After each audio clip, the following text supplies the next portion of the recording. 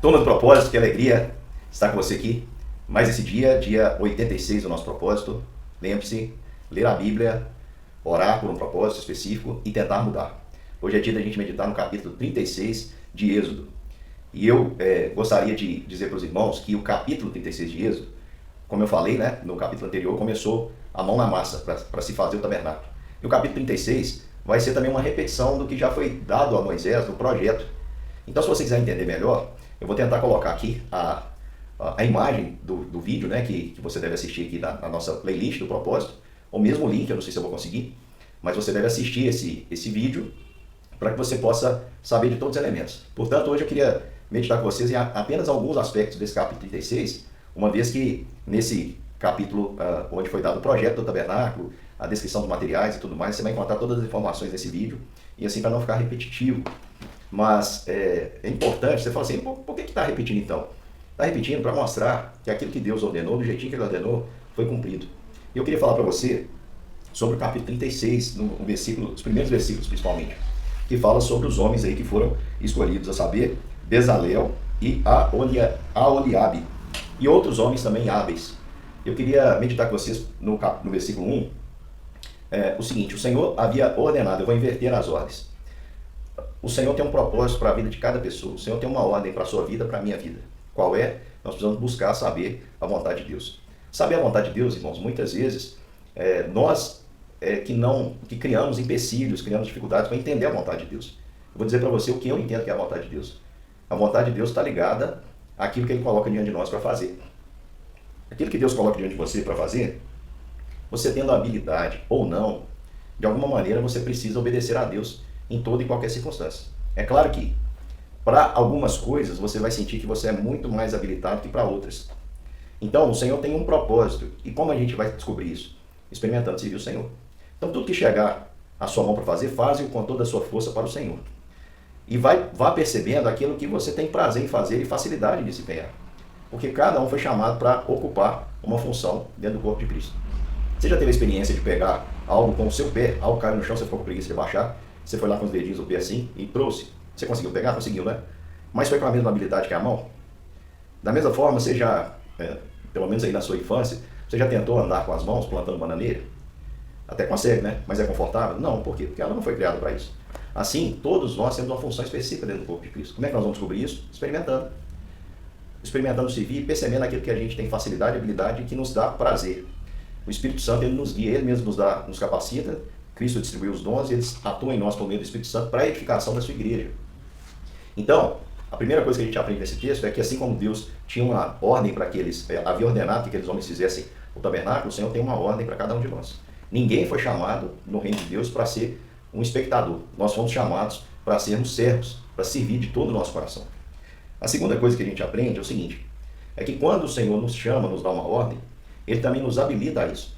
O Senhor não nos manda fazer um trabalho e Ele não concede habilidade para aquilo. Então, se o Senhor te chamou para fazer, com certeza Ele vai te capacitar. Pode até ser que no começo você não se sinta habilitado. Vou dar um exemplo. Eu, quando fui chamado pelo Senhor para servir no Ministério da Palavra, não me imaginava falando. Tinha muita dificuldade de falar em público, tinha muita dificuldade até mesmo com a questão das concordâncias verbais, com a oratória, falava muito errado, né? Nós mineiros temos em alguns locais, na região onde eu morava, isso era comum, não parecia errado, mas na norma culta da língua estava, não dava para poder falar em público. Mas quando o Senhor estava me chamando, Ele me capacitou, e tem me capacitado. Eu não me sinto suficiente, essa suficiência vem do Senhor. Mas o fato é que quando Deus nos chama para algo, essa habilidade não vem de nós mesmos, essa habilidade vem do Senhor. Por quê?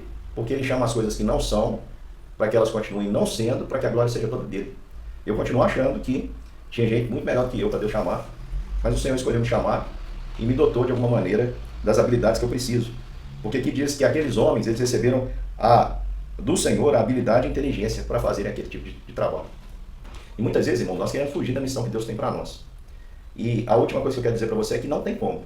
Então, se o Senhor tem um propósito da sua vida, se o Senhor já te deu a capacidade, não adianta você tentar fugir. Não adianta você tentar fugir, porque Deus vai cumprir o seu propósito, o propósito que Ele tem para a sua vida, você querendo ou não.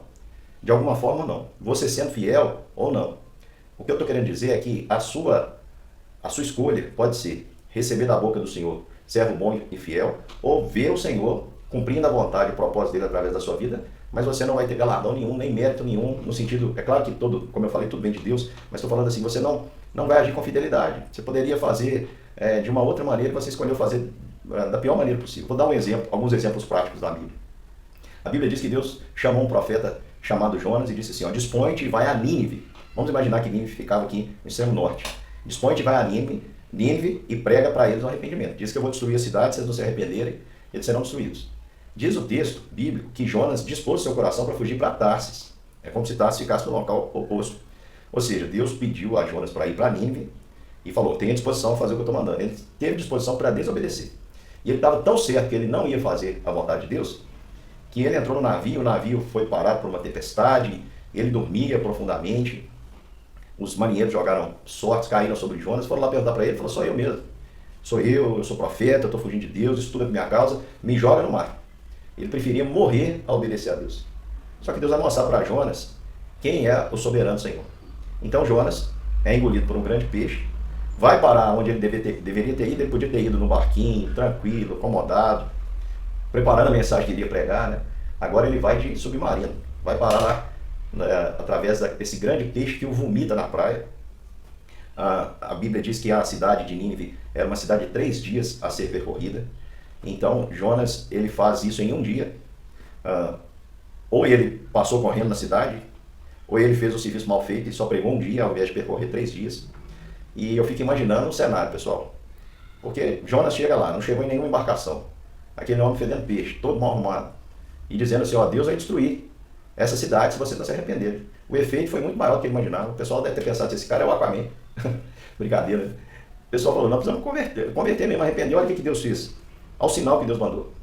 Só que Jonas fez um serviço tão mal feito, que ele achou que Deus não perdoaria a cidade, ele saiu da cidade, e ficou na beira-mar ali, vendo o que Deus faria com a cidade, e Deus não destruiu a cidade. Aí Jonas ficou irritado e falou, tá vendo, eu sabia, por isso que eu não queria vir, porque eu sou perdoado. E Jonas queria que eles fossem destruídos. Aí Deus fez uma plantinha nascer, né? Uma parreirinha de chuchu ali sobre a cabeça de Jonas, e ele ficou feliz com aquela sombra. Depois Deus mandou um verme para matar aquela planta, e Jonas pediu a morte. Aí Deus falou assim, ó, Jonas, você tem razão por ficar irado, Jonas? Ele falou, tem razão até a morte. Eu só matou minha planta. Aí Deus disse para ele, pois é, você tem dó de uma planta que não te custou nada. Você não fez crescer, eu que fiz crescer. Você tem dó dessa planta. E você acha que eu não devo ficar indignado com você, Jonas? Porque lá em Nínive tem quantas pessoas e animais? Você está me amaldiçoando por causa de uma planta. O que eu vou fazer com você pela sua falta de amor? Enfim, resumindo essa história, para dizer o seguinte, qual era o propósito de Deus para Jonas? Que ele pregasse em Nínive. Ele cumpriu o propósito de Deus? Cumpriu. De que forma? Forçado. Ou seja, ele não vai ouvir da boca de Deus que ele foi um servo bom e fiel nesse sentido. Outro exemplo bíblico é Sansão. Deus estabeleceu Sansão para livrar o povo de Deus dos filisteus. Ao invés de livrar o povo, ele se tornou amigo dos filisteus. Ele foi lá ser parente dos filisteus, casou com as filisteias, desobedeceu a Deus, e cada briga de bar que tinha lá, ele matava um tantão. E no final das contas, ele cumpriu o propósito, porque ele matou muitos filisteus, mas eu pergunto, ele vai ouvir da boca de Deus que ele foi um servo bom e fiel? Ele poderia ter feito de uma outra maneira. Então, Deus tem um caminho para você, e ele vai cumprir o plano dele na sua vida, porque ele é um Deus soberano e os seus planos não falham. Agora, você deve escolher como você quer trabalhar para o Senhor. Então, se Deus tem um plano, tem uma ordem para você, ele te capacita, te dá habilidade, faça como esses homens aqui, Bezalel e Aholiabe, porque diz o texto que assim trabalharam. Então, se o Senhor tem uma ordem, se o Senhor tem te chamado, tem te dado capacidade, meu irmão, trabalhe. Nós somos chamados para servir o Senhor. O seu principal propósito é servir o Senhor. As outras coisas têm que estar dentro do servir ao Senhor. Se você vai ser um médico, um engenheiro, um advogado, pastor, primeira coisa que você tem que entender é que a sua prioridade é servir ao Senhor. E essas coisas têm que estar dentro do servir ao Senhor.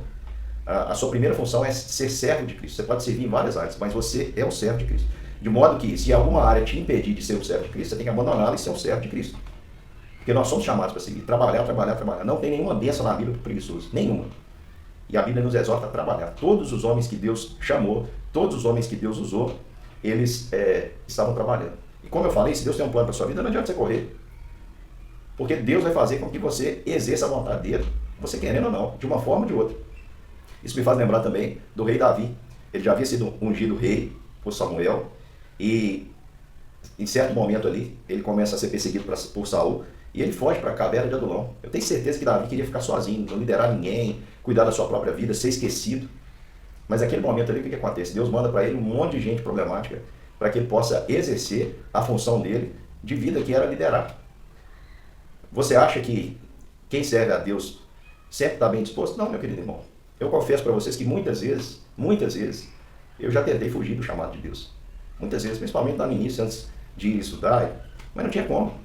Alguém disse que o propósito de Deus para as nossas vidas são como algemas invisíveis, nós estamos presos a ela. Não tem como a gente deixar de cumprir a missão de Deus. Porque se eu tentava fugir e falar assim, agora eu vou ficar caladinho, não vou pregar, não vou compartilhar de Jesus, Deus ia lá onde eu estava, né, e mandava alguém para que eu pudesse pastorear. Então, não há como fugir do propósito de Deus. Se não há como fugir, eu digo para você mais uma vez, tudo que vier à sua mão, faze com toda a sua força para a glória do Senhor. Meu querido irmão, essa mensagem é pequenininha, objetiva, mas é para a sua vida. Aqueles homens glorificaram a Deus porque eles se dispuseram a trabalhar. E é muito interessante que nesse texto também vai dizer que eles começaram a trazer, o povo começou a trazer ofertas e tiveram que parar porque a oferta foi muito mais do que necessário.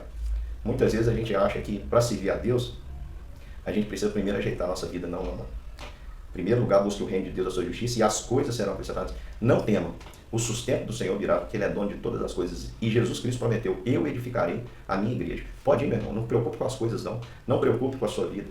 Não, Deus cuida dos pássaros, Deus cuida das plantas, Deus vai cuidar de você.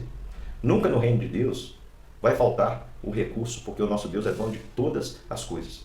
Eu vou confessar algo para os irmãos, um testemunho. Eu aprendi isso de casa, um princípio da generosidade, da fidelidade. Sou muito grato aos meus pais por terem me ensinado isso. A gente vem de uma família muito simples, mas sempre nós aprendemos a compartilhar tudo que temos. Aprendemos que tudo que Deus coloca na nossa mão é para compartilhar. E dou um testemunho para vocês o seguinte. Muitas vezes na nossa vida, nós achávamos que tínhamos muito pouco. E sempre partilhamos. E nunca faltou. Nunca faltou. Quando a gente decide obedecer a Deus, nós vamos viver o milagre da provisão. Nem sempre nós vamos olhar para os nossos depósitos e vamos vê-los cheios. Vamos perceber que está acabando. Mas uma coisa é certa. O Senhor dá a provisão de acordo com o chamado que Ele tem. Então, você coloca na sua vida um grande desafio, meu irmão, pode ter certeza que Ele vai fazer com que todo recurso que você precise, seja de pessoas, seja financeiro, seja de habilidade, inteligência, capacidade, Ele vai te dar. Essa é a prova. Deus estabeleceu um tabernáculo que no projeto era um negócio auspicioso, lindo, refletia a glória de Deus para um povo que tinha acabado de sair da escravidão, vindo do deserto. Será que eles teriam aquele material para poder fazer tão grande obra? Olha o que aconteceu. Chegou ao ponto dos homens terem que dizer o seguinte, parem de trazer porque não dá mais. Nós já alcançamos mais do que o necessário. Então, se você quer experimentar uma vida que vale a pena em todos os sentidos, uma vida de abundância espiritual, uma vida de sustento pela providência divina do Senhor, meu querido irmão, eu chamo você a obedecer e a trabalhar. Diga para o Senhor todos os dias, Senhor, eis-me aqui, envia-me a mim, eis-me aqui, Senhor, faze no teu servo a tua vontade. Que Deus te abençoe, meu querido irmão, um beijo e um bom dia na presença do Senhor.